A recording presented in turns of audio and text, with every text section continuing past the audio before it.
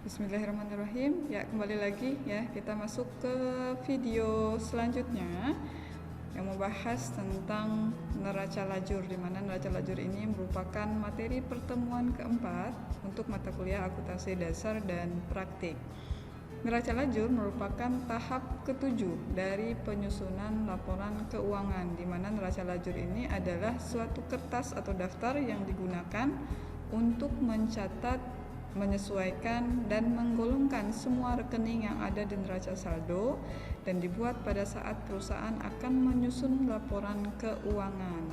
Adapun kolom-kolom yang terdapat pada neraca lajur adalah ada kolom neraca saldo, kemudian jurnal penyesuaian, neraca saldo setelah penyesuaian, laba rugi, dan neraca. Jadi pada intinya untuk kolom 1, 2, dan 3 ini tinggal copy paste saja dari tahap yang sebelumnya kita bahas, mulai dari neraca saldo, penyesuaian, dan neraca saldo setelah penyesuaian. Kemudian ini bentuk dari neraca lajur. Ada kolom nama rekening atau nama akun. Kemudian biasanya setelah nama rekening atau nama akun ini ada nomor akun. Kemudian ada kolom neraca saldo, ada sisi debit dan kreditnya. Kemudian ada kolom ayat jurnal penyesuaian, juga sama, ada sisi debit dan kreditnya. Kemudian ada kolom neraca saldo setelah penyesuaian atau setelah disesuaikan. Kemudian ada kolom laba rugi dan ada kolom neraca. Masing-masing setiap kolom ini punya sisi debit dan kredit ya. Karena dalam akuntansi untuk pencatatan transaksinya ke dalam jurnal ya, ke dalam buku besar dan seterusnya selalu ada kolom debit dan kolom kredit. Kemudian apa sih tahap-tahapnya atau tips untuk menyusun neraca lajur? Di sini sudah saya buatkan poin-poinnya untuk memudahkan teman-teman melakukan pencatatan neraca lajur. Nah, di sini kan kalau kita perhatikan ada kolom nama rekening ya atau nama akun. Nah, untuk nama akun tinggal pindahkan semua akun yang ada pada neraca saldo setelah penyesuaian. Karena kenapa neraca saldo setelah penyesuaian? Karena akun-akun yang ada pada neraca saldo setelah penyesuaian itu adalah akun-akun yang sudah lengkap, yang sudah ditambah, yang ada proses update-nya setelah melakukan penyesuaian ya, ke kolom nama akun pada neraca lajur. Jadi tinggal kita pindahkan ya. Contoh seperti ini.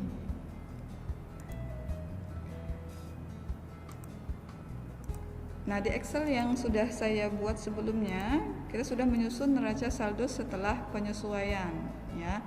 Nah, tahap untuk menyusun neraca lajur yang pertama tadi adalah pindahkan semua nama akun dan nomor akun yang ada pada neraca saldo setelah penyesuaian. Nah, tinggal pindahkan copy seperti ini. Ya, kalau pencatatnya manual atau di buku tinggal dicatat ulang ya. Nah, kita masuk ke neraca lajur dan ini kolom-kolom yang ada pada neraca lajur yang sudah saya siapkan ya. Ada kolom akun atau nama akun, ada nomor akun. Nah, ini tinggal kita pastekan di sini. Ya, sudah selesai. Kemudian tahap yang kedua dari penyusunan neraca lajur adalah pindahkan nominal pada neraca saldo ya, ke kolom neraca saldo pada neraca lajur, maksudnya ya, neraca saldo, neraca lajur. Oke. Di kolom neraca lajur itu ada kolom neraca saldo. Nah, neraca saldo itu berarti neraca saldo yang ada di tahap sebelumnya, sebelum AJP. Nah, tinggal dipindahkan nominalnya ya. Berarti kas masukkan ke dalam kas, piutang masukkan ke piutang. Kemudian cek lagi peralatan 8 juta, kendaraan 36 juta.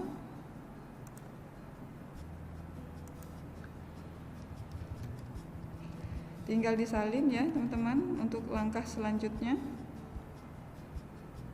Disalin sampai dengan selesai dari neraca saldo ke neraca saldo yang ada pada kolom neraca lajur. Oke, setelah selesai menyalin nominal yang ada pada neraca saldo ke dalam kolom neraca saldo di neraca lajur, maka tahap yang berikutnya, satu lagi sebelum itu harus sama ya. Ini neraca saldo totalnya adalah 68.080.000 sama dengan total yang ada di neraca saldo pada kolom neraca lajur. Ini harus sama ya, karena tinggal menyalin saja. Nah, tahap yang berikutnya dari penyusunan neraca lajur adalah pindahkan nominal yang ada pada jurnal penyesuaian ke kolom jurnal penyesuaian neraca lajur. Nah, berarti AJP di sini ya kita pindahkan ke neraca lajur. Contoh, di sini ada biaya gaji 300.000, maka kita cari di sini biaya gaji 300.000 sebelah debit. Maka kita tulis 300.000 sebelah debit. Kemudian hutang gaji sebelah kredit. Kita cari hutang gaji di sini sebelah kredit 300.000. Kemudian piutang bunga 240.000 sebelah debit piutang bunga. Ya, sebelah debit ya. Ingat kolomnya kolom jurnal penyesuaian, jangan sampai salah. Karena akuntansi konsepnya adalah harus teliti. Piutang bunga dan sebelah kreditnya adalah pendapatan bunga Rp240.000. Kemudian berikutnya biaya penyusutan kendaraan Rp250.000. Biaya penyusutan kendaraan di sini Rp250.000 sebelah debit. Kemudian akumulasi penyusutan sebelah kredit Rp250.000. Berikutnya adalah biaya perlengkapan 100.000. Biaya perlengkapan 100.000 sebelah debit. Kemudian pelengkapannya sebelah kredit Rp100.000. Nah, ini tinggal kita hitung total keseluruhannya.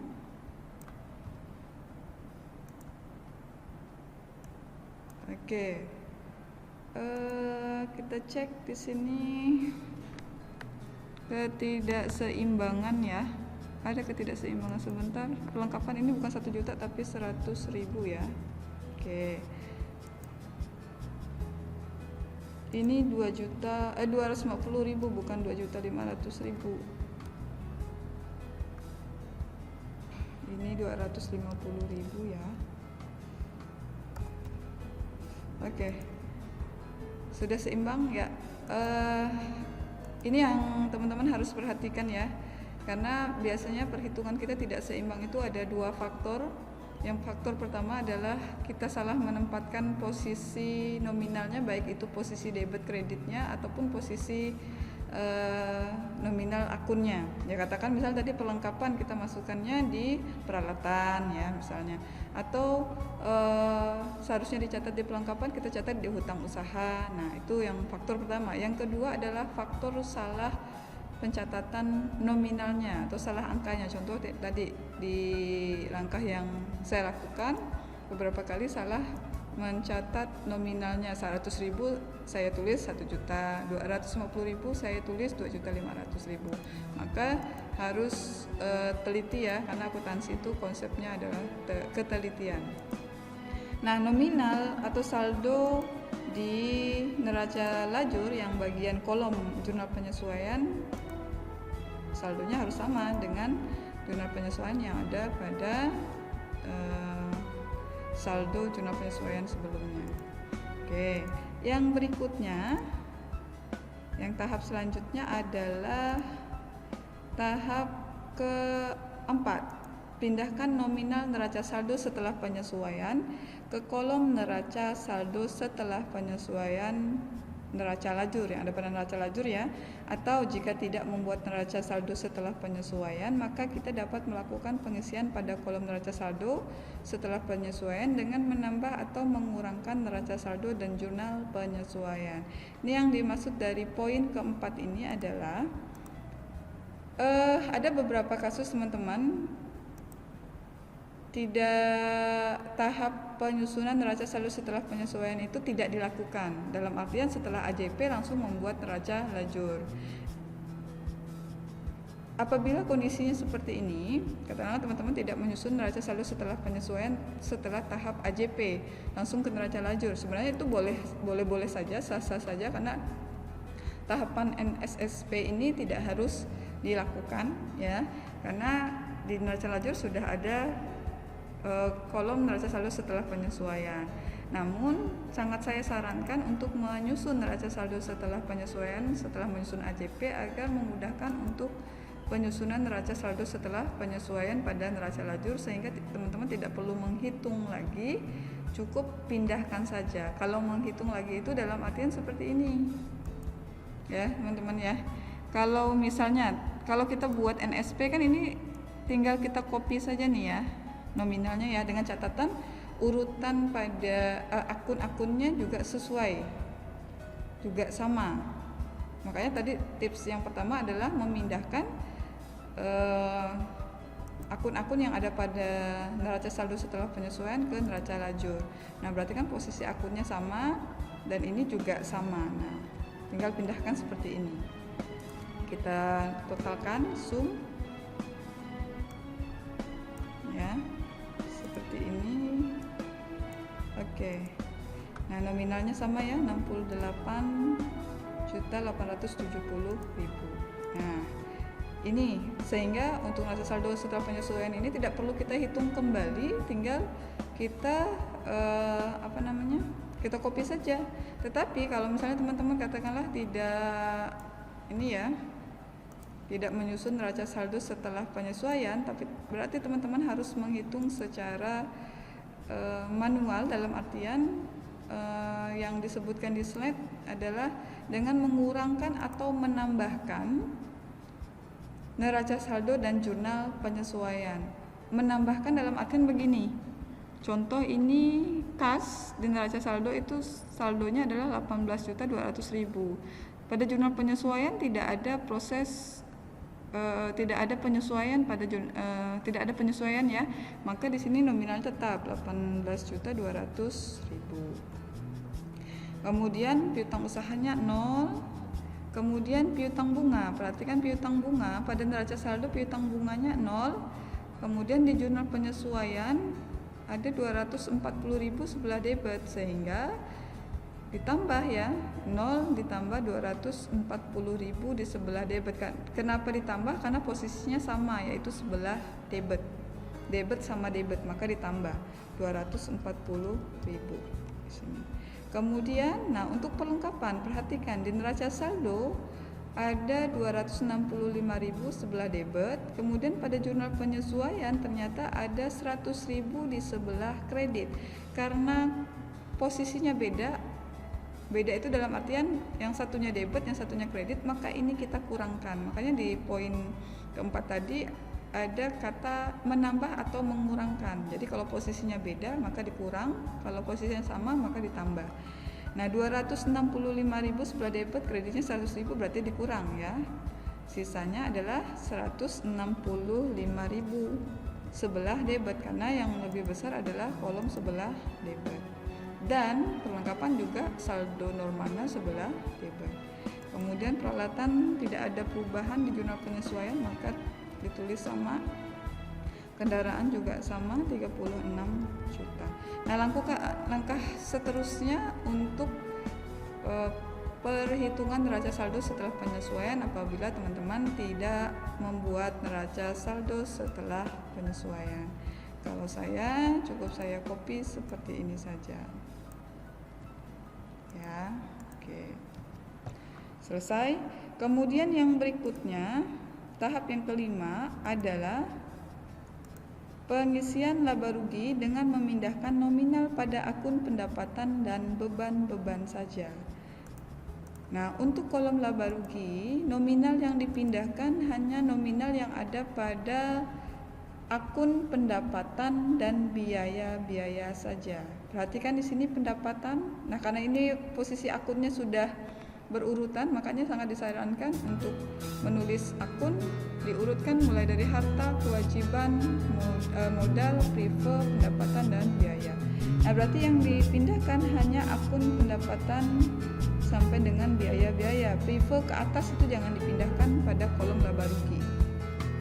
Nah, berarti ini tinggal kita pindahkan nominal ini. Ya. Nominal, tentunya nominal yang paling terakhir yang ada pada neraca saldo setelah penyesuaian ini di copy saja, pindahkan di sini. Oke. Nah, sekarang kita jumlahkan.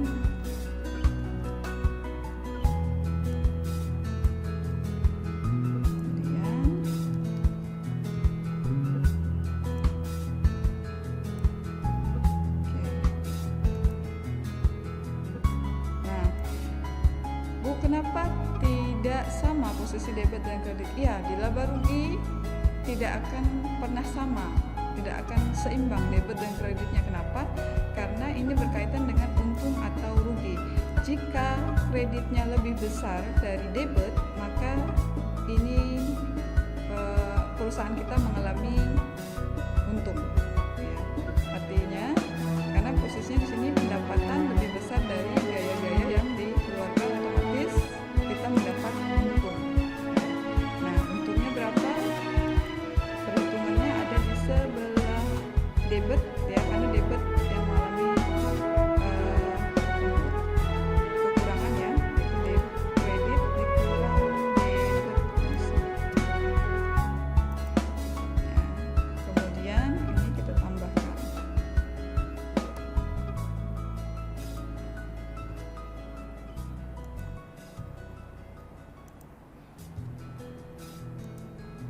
Oke, maka baru seimbang antara debit dan kreditnya. Nah, berarti perusahaan kita mengalami laba atau untung. Nah, bagaimana kalau misalnya bebannya lebih besar daripada pendapatan atau debitnya lebih besar dari kredit? Berarti kita mengalami kerugian, maka posisinya nanti ada di kolom kredit. Untuk tahap yang keenam, yang terakhir adalah pengisian neraca dengan memindahkan nominal pada akun harta, utang, modal, dan prive atau semua nominal selain yang ada pada kolom laba rugi. Oke, nah untuk kolom neracanya berarti yang dipindahkan hanya akun harta, utang, modal, dan prive saja. Nih, berarti harta sampai dengan prive di sini saja nominal yang dipindahkan, atau istilah lainnya berarti semua nominal selain nominal yang ada pada laba rugi yang sisanya. Nah, kita lihat yang sisanya berarti yang ini, mulai dari prive ya. Tetap nominal yang dipindahkan yang ada pada neraca saldo setelah penyesuaian. Kita lihat sampai prive. Ini yang belum dipindahkan. Kalau ini sudah dipindahkan ya, atau sudah terisi di laba rugi. Kita pindahkan ke sini. Oke. Kita hitung.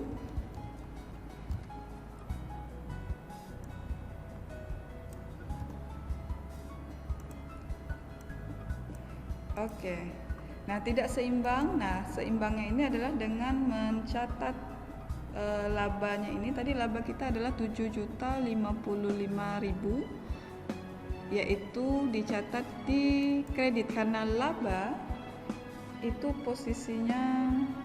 posisi normalnya atau saldo normalnya adalah sebelah kredit, yaitu 7.055.000 rupiah.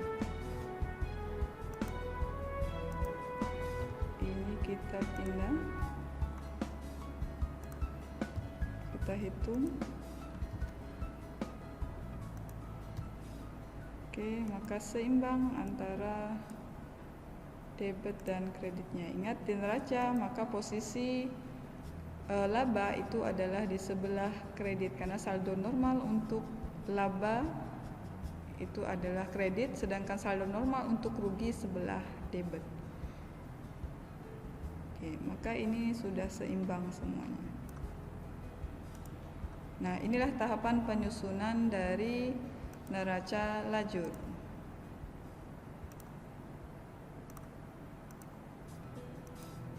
Oke, sekian untuk penjelasan dari neraca saldo, dari neraca lajur.